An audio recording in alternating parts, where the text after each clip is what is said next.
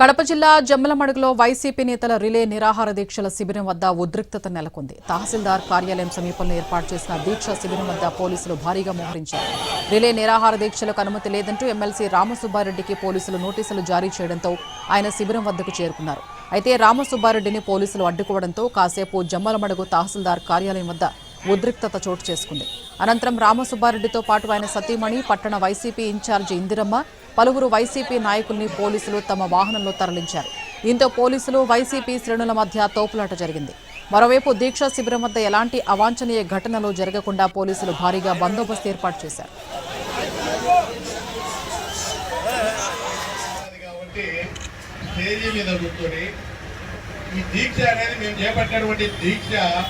ఇదేదో వైఎస్ఆర్ కాంగ్రెస్ పార్టీకి సంబంధించినటువంటి నాయకులకో పార్టీ కోసమో కాదు.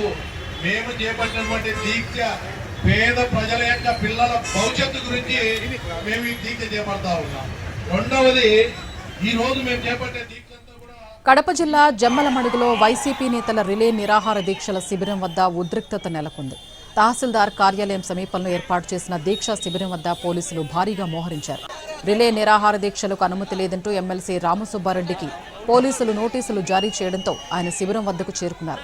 అయితే రామసుబ్బారెడ్డిని పోలీసులు అడ్డుకోవడంతో కాసేపు జమ్మలమడుగు తహసీల్దార్ కార్యాలయం వద్ద ఉద్రిక్తత చోటు చేసుకుంది. అనంతరం రామసుబ్బారెడ్డితో పాటు ఆయన సతీమణి, పట్టణ వైసీపీ ఇన్ఛార్జి ఇందిరమ్మ, పలువురు వైసీపీ నాయకులను పోలీసులు తమ వాహనంలో తరలించారు. దీంతో పోలీసులు వైసీపీ శ్రేణుల మధ్య తోపులాట జరిగింది. మరోవైపు దీక్షా శిబిరం వద్ద ఎలాంటి అవాంఛనీయ ఘటనలు జరగకుండా పోలీసులు భారీగా బందోబస్తు ఏర్పాటు చేశారు.